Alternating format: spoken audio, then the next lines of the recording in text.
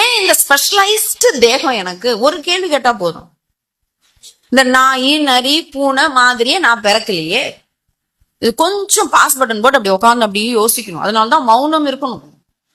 கொஞ்ச நேரமாவது, ஒரு நாளைக்கு 1 மணி நேரமோ, இல்ல வாரத்துக்கு 1 நாளோ, இல்ல மாதத்துக்கு 1 நாளாவது நீங்க கொஞ்சம் எல்லாம் உலகியல்ல இருந்து அப்படி விடுபட்டு கொஞ்ச நேரம். அதனாலதான் கோயில்ல போனா சுத்திட்டு ஒரு 5 நிமிஷம் உட்காருன்றாங்க. நம்மளுங்க எங்க?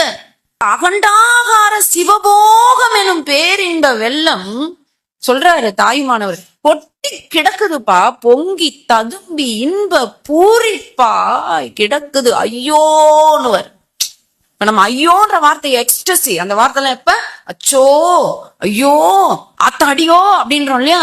அத தாயுமானவர் தன் பாடல்ல பயன்படுத்துறாரு. ஐயோ அந்த பார்த்த அந்த அந்த பிரமிப்புல சொல்றாரு, எப்பா இந்த சிவபோகம் எனும் பேரின்ப வெள்ளம் பொங்கி ததும்பி இன்ப பூரிப்பாய் கிடக்குது ஐயோ சொல்லிட்டு சொல்றாரு, இந்த எடுத்த இந்த தேகம் விழும் முன்னே புசித்திடலாம் சேரவாரும் ஜெகத்தீரே. எப்பா இந்த தேகம் விழறதுக்கு முன்னாடி வந்துடுங்கப்பா. எவ்வளவு நாளப்பா இப்படியே ஓடிக்கிட்டு இருப்பீங்க? தாயுமானவர் அழைக்கிறாரு, நம்ம கேட்க மாட்டோம்.